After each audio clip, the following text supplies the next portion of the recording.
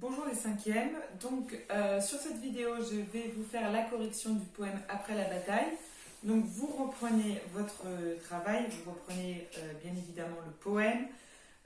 Donc j'ai récupéré des copies dessus qui étaient bien mais souvent très incomplètes, d'accord. Je vous rappelle que sur la dernière vidéo je vous avais dit qu'il fallait donc compléter la fiche. Donc c'est toujours la même dont je parle, c'est-à-dire celle-là avec le titre du poème, le titre du recueil, un résumé à qui s'adresse le narrateur et compagnie. Je vous avais demandé de rajouter une catégorie thème avec le relevé du champ lexical, l'étude des temps, d'accord. Donc pour cette première fois, j'ai laissé passer ceux qui ne l'avaient pas fait. Je vais ramasser après la correction que vous auriez fait sur ce poème, d'accord, pour vérifier que vous prenez bien en note. Donc, pour commencer la vidéo, vous prenez donc votre poème, donc soit imprimé que je vous ai mis dans le cloud, soit dans le recueil. Vous prenez donc le travail que vous avez fait, donc soit vous me l'avez rendu, le travail, je vous ai mis une appréciation au-dessus, vous le reprenez, et vous êtes prêt donc à le corriger avec moi. Donc, là vous faites pause sur la vidéo et vous relisez une fois le poème, tranquillement. Donc, le titre du poème, Après la bataille. Vous vous rappelez ce que je vous avais dit sur Demain dès l'aube, c'est-à-dire que le titre du poème peut vous aider, peut vous donner une piste pour l'analyse. Contrairement à Demain dès l'aube, ici c'est un titre en tant que tel, d'accord. C'est pas la reprise du premier vers. On va voir ce que ça va nous donner dans la suite. Donc, titre du poème, Après la bataille, recueil dont il est extrait. Ça sert à rien de me dire qu'il est extrait de votre livre. Oui, bien sûr qu'il est extrait de votre livre. Vous avez toujours de quel recueil de poésie Victor Hugo, de quel recueil de poésie le poème est tiré. Il est tiré d'un recueil qui s'appelle La légende des siècles, d'accord. De la même façon ici, vous voyez comment ça peut nous servir pour notre analyse. La légende des siècles, la légende d'un héros, l'épopée, on reviendra dessus. Qui est le narrateur, celui qui parle dans le poème. Donc, vous m'avez dit, et vous aviez raison, c'est donc bien Victor Hugo qui parle. Alors, je ne sais pas si ça vous renvoie au travail de la biographie que vous avez fait de Victor Hugo, mais en effet, le père de Victor Hugo était soldat dans l'armée napoléonienne, qui s'appelait Léopold, Léopold Hugo. Vous faites bien évidemment le lien avec la fille de Victor Hugo, qu'il va appeler Léopoldine. Et donc, le pronom possessif, le déterminant possessif, mon au premier vers, mon père, renvoie bien évidemment au réel père de Victor Hugo, soldat dans l'armée napoléonienne, et il a fait la campagne d'Espagne. D'accord. À qui s'adresse-t-il? Alors, là j'ai eu des réponses plutôt variées. Est-ce que vous avez dans ces cas-là, pour cette question-là, vous regardez si vous avez un pronom personnel de la deuxième personne, d'accord, un tu ou un vous. Ici, dans ce poème, vous n'en avez pas. Donc, il faut essayer de creuser plus loin. Pour qui est ce poème? Il n'est donc pas pour une personne précise, d'accord.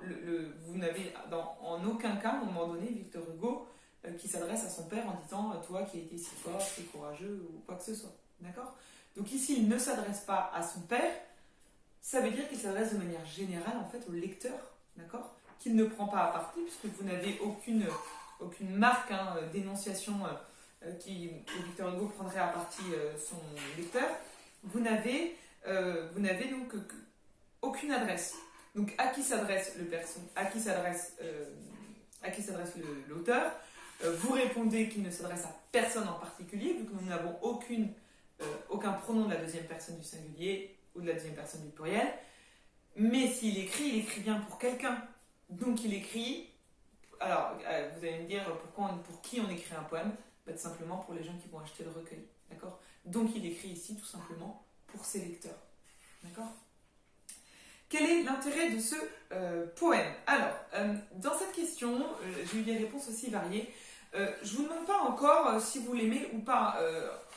Soyez un peu humble, c'est-à-dire que quel est l'intérêt de ce poème?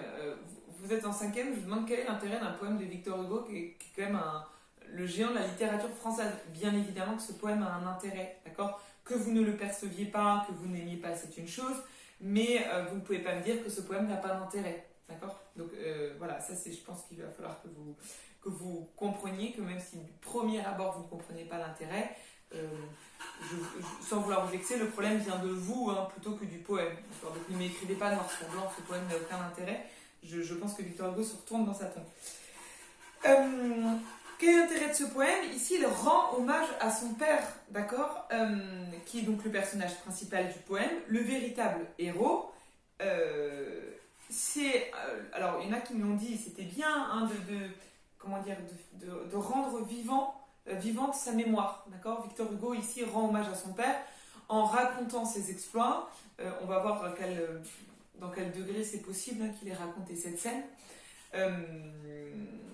Mais ici, il veut rendre vivante la mémoire de son père et justement raconter au lecteur, d'accord, à quel point son père est une personne qui l'admire. Et, on le verra ensuite hein, dans la dernière question, mais on peut déjà le dire, est-ce que le but, c'est pas aussi que, comme Victor Hugo, nous admirions son père, d'accord, parce que bien évidemment, c'est le sentiment qu'il veut faire naître en nous, de l'admiration envers ce grand homme. Résumez-le en une ou... donc, pardon, je reste sur quel est l'intérêt de ce poème. Je complète un peu hein, la question. Ici, vous avez donc bien évidemment comment il fait naître en fait, cette admiration chez le lecteur.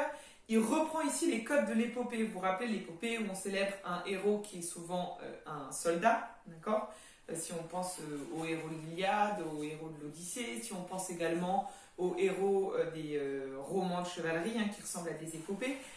Mais ici, donc, vous avez donc la reprise de ce héros qui est un soldat, mais ici l'originalité est dans la reprise de ces codes, puisque c'est annoncé dès le titre, cet exploit se passe après la bataille, alors que on pourrait s'attendre légitimement à ce que les exploits des héros soient racontés durant la bataille, d'accord, le fait qu'ils se soient battus de façon valeureuse.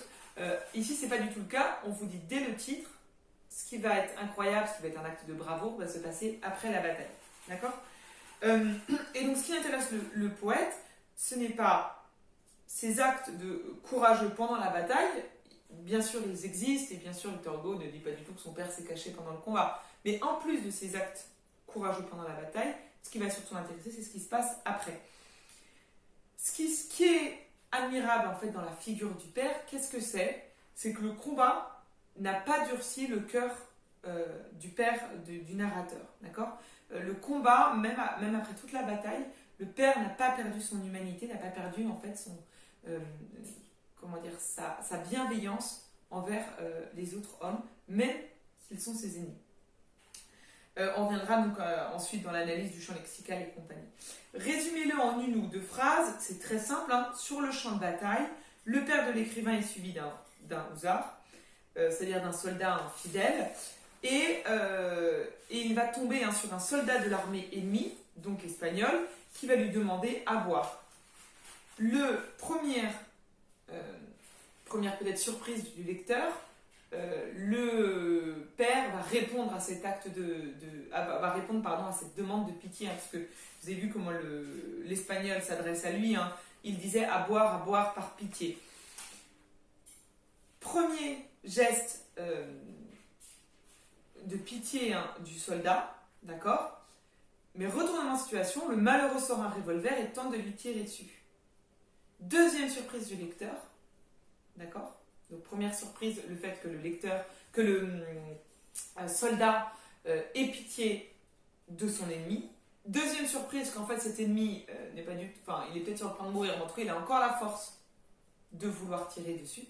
Troisième surprise, troisième effet de surprise hein, de la part de Victor Hugo, le fait que cette tentative de meurtre hein, ne change rien à l'attitude bienveillante du père, qui donne à boire même après cela, d'accord. Et ça se termine, le poème se termine quand même sur la dernière phrase du père, donne-lui tout de même à boire. C'est-à-dire que finalement, malgré cet acte, d'accord, ça n'a rien changé en fait à la disposition du cœur du père. Et c'est en cela qu'il est un héros, d'accord. C'est le fait que, quelle que soit l'atrocité qui l'entoure, quelle que soit la méchanceté, le mal qu'il a en face de lui, le père de Victor Hugo reste profondément et essentiellement un homme bon, et c'est en cela qu'il est un héros. Un héros, pardon. Alors, ensuite, vous avez, je vous demandais, donc c'était pour le résumé, quel sentiment fait-il naître en vous? Pourquoi l'avez-vous donc choisi? Donc là, on revient sur cette question de quel sentiment, quelle émotion comment dire, ce poème fait-il naître en vous? On a parlé, peut-être que par communication, on va avoir de l'admiration, d'accord, envers ce héros. Peut-être aussi de l'espoir, c'est-à-dire que finalement, même dans les désastres les plus complets, on est durant une guerre, on est sur un champ de bataille, il y a des morts partout, l'homme est encore capable d'humanité, l'homme est encore capable d'actes de bienveillance envers un autre homme, d'accord, pour montrer que finalement les sentiments humains peuvent dépasser les frontières des ennemis, les frontières des pays. Ensuite, donc je vais vous demander les thèmes. Alors, vous vous rappelez, donc pour définir les thèmes, il faut d'abord relever le champ lexical de la guerre, d'accord? Non, pardon, il faut d'abord relever les champs lexicaux. Donc, le plus évident, c'est bien évidemment le champ lexical de la guerre. Donc, vous relevez au vers 4, bataille, vers 5, champ, mort, vers 7, armée en déroute, vers 11, hussards, vers 13, blessés, d'accord? Et on va avoir aussi le champ lexical de l'émotion, mais ça, j'y reviendrai pour les personnages. Donc, pour les personnages, j'ai pris juste le personnage du père et de l'espagnol. Donc, le personnage du père, c'est bien évidemment le personnage principal de ce poème. Si vous regardez bien, hein, en fait, le personnage principal n'est nommé que par ce nom. Vous avez donc mon père au vers 1 au tout début du vers, et vous avez donc mon père à la toute fin du poème. Alors, le fait de reprendre comme ça un terme au début d'un vers et à la fin d'un autre vers, hein, quel que soit l'éloignement entre ces deux vers, ce qu'on appelle une épanadyplose. Vous n'êtes pas obligé de le retenir. Donc, le personnage du père, comment il est caractérisé? Il est caractérisé par, bien évidemment, son humanité et donc sa sensibilité, d'accord, sa capacité à éprouver de la compassion pour autrui. Donc, si vous regardez bien, ce père qui est un soldat, je vous rappelle, finalement, qu'est-ce qu'il caractérise? Vers 1, son sourire si doux, d'accord? Vous notez à quel point c'est original pour un soldat hein, de le caractériser par un sourire et par un sourire si doux. Vous avez également vers 2, un hussard qui l'aimait entre tous, donc ici vous avez un verbe d'émotion. Et vous avez également vers 11, mon père ému, d'accord? Donc le participe passé hein, pour le père. Et vers 13, comment il s'adresse? Tiens, donne à boire à ce pauvre blessé. Vous voyez bien que ici, ce pauvre montre ici l'émotion du père hein, quand il voit ce malheureux espagnol. Donc le père, ce qu'il caractérise, c'est sa sensibilité, son humanité, avec donc, tous ces termes hein, qui montrent son émotion. L'espagnol, lui, il a en fait deux visages, d'accord? Il a le visage du blessé. Si vous regardez bien, vous avez toutes les numérations au vers 9, ralent, brisé, livide et mort plus qu'à moitié, qui en fait nous permet de voir comment le père le voit sur ce champ de bataille, et que à l'image du père, en fait, nous soyons pris de compassion pour cet espagnol. Et aussi, finalement, le visage de l'ennemi, hein, comme si il faisait semblant et il joue la comédie en demandant à boire, et finalement, ce n'est qu'un prétexte hein, pour pouvoir tuer le père de l'écrivain. Et finalement, donc, il sort un revolver, il relance le combat, alors que nous sommes après la bataille, et trahit le geste de compassion du père.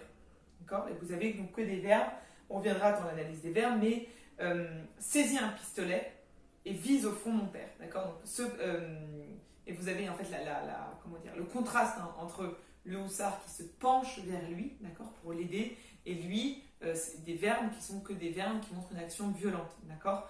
Il saisit un pistolet, il vise au front. D'accord? On termine donc sur le temps des verbes. Vous voyez ici, alors plus que les modes, ce qui est important ici, ce sont les temps. Hein.